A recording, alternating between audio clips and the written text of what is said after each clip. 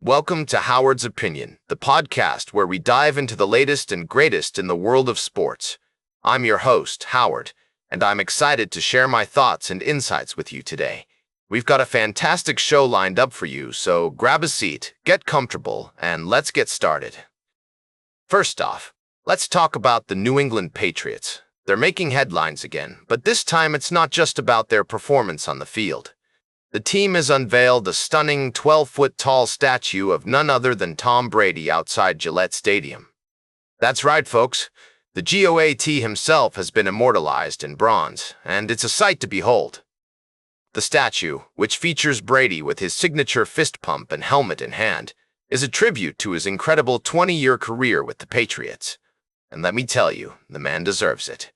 With 7 Super Bowl rings, 4 Super Bowl MVPs, and 3 NFL MVP awards under his belt, Tom Brady is undoubtedly one of the greatest quarterbacks to ever play the game. But what's really interesting about this story is that Brady is the first player to receive a statue outside Gillette Stadium. That's right, folks. He's the only one deemed worthy enough to be honored in such a way. And I've got to say, it's about time. The man brought so much joy and success to the city of Boston, and this statue is a small token of appreciation for all that he's done. Now, I know some of you might be thinking, Howard, what about other Patriots legends like Bill Belichick or Rob Gronkowski? Well, let me tell you, those guys are certainly deserving of recognition as well. But Tom Brady is in a league of his own. He's a once-in-a-generation talent who transcended the sport and became a cultural icon.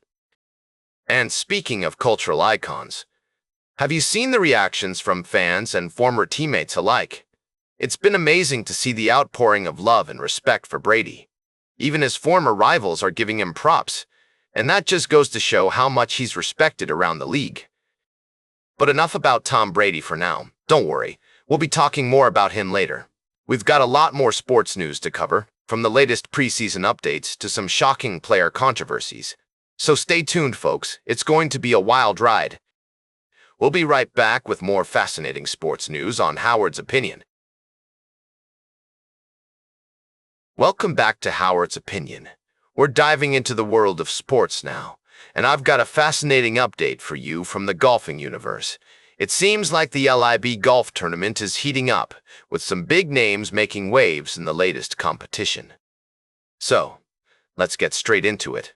Dustin Johnson and Sergio Garcia are currently tied at the top of the leaderboard after the first round at Bolingbroke Golf Club. Johnson, who had a less-than-stellar performance at the LIV Golf UK tournament, seems to have bounced back with his brother Austin by his side as his caddy. Meanwhile, Garcia's inconsistency was on full display, with 4 bogeys and 5 birdies throughout the round. But it's not just about these two. Other golfing stars like Koepka, Phil Mickelson, Rahm, and Tyrrell Hatton are all within striking distance, tied at 3 under. The competition is fierce, folks, and with several notable players struggling to find their form, the pressure is on to secure those coveted 2026 roster spots. I've got to say, it's interesting to see how these golfers navigate the challenges of Bolingbroke Golf Club.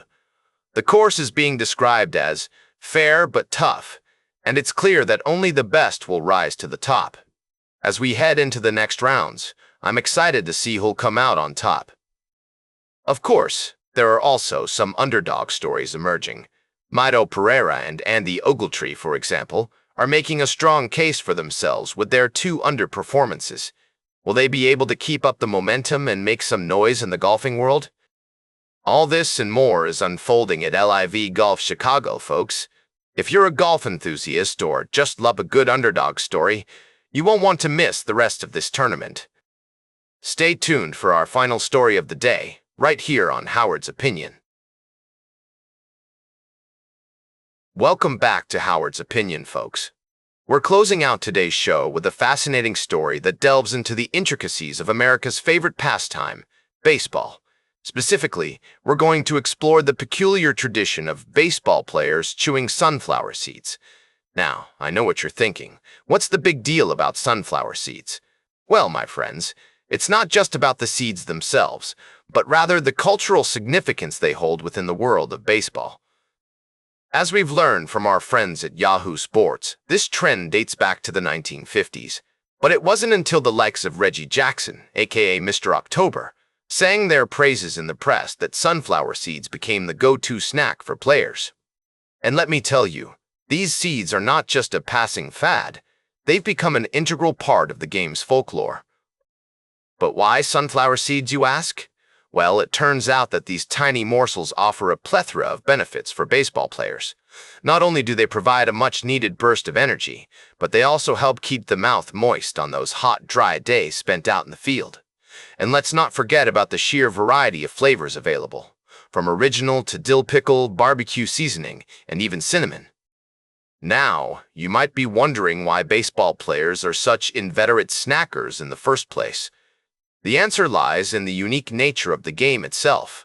With its built-in downtime, whether it's waiting for your turn to bat or standing in the outfield, players need something to keep themselves occupied.